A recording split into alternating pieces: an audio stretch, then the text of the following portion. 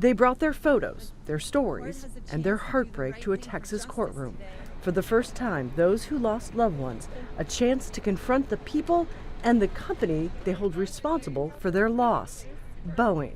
No one from Boeing company was even have the guts to face us or even put into trial.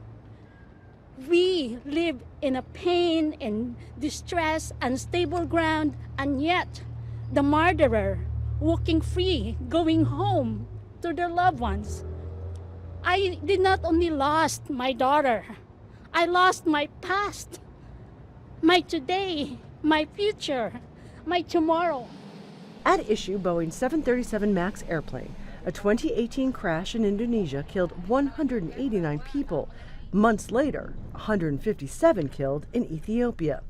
It was later discovered Boeing failed to tell regulators about a new automated control system, so pilots weren't trained on what to do if the sensors failed. In both cases, they did, pulling the nose of the plane down, the pilots not taught how to override it.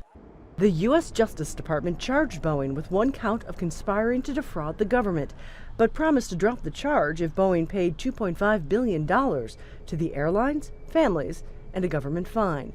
But the families weren't consulted as law requires, so now they are asking a judge to rip up the deal. Now, the original deal was made under the Justice Department that was formed by then President Donald Trump, but President Joe Biden's Justice Department has argued that it wants to continue the deal. It says that under it, Boeing agreed to make certain changes in its company structure and its ethics. It says if they throw out the deal, they lose their ability to make sure Boeing is taking those steps to make sure crashes like this can't happen again.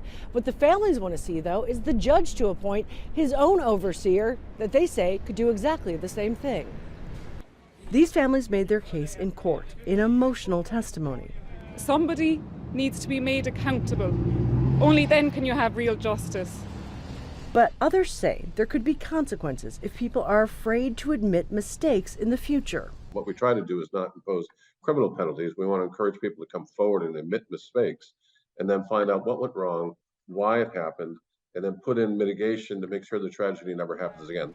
The victims' families argue they simply can't trust that Boeing is now doing what is right without independent accountability and oversight. We are the unlucky ones because the planes of our loved ones crashed, but you know people, and likely you were on these planes.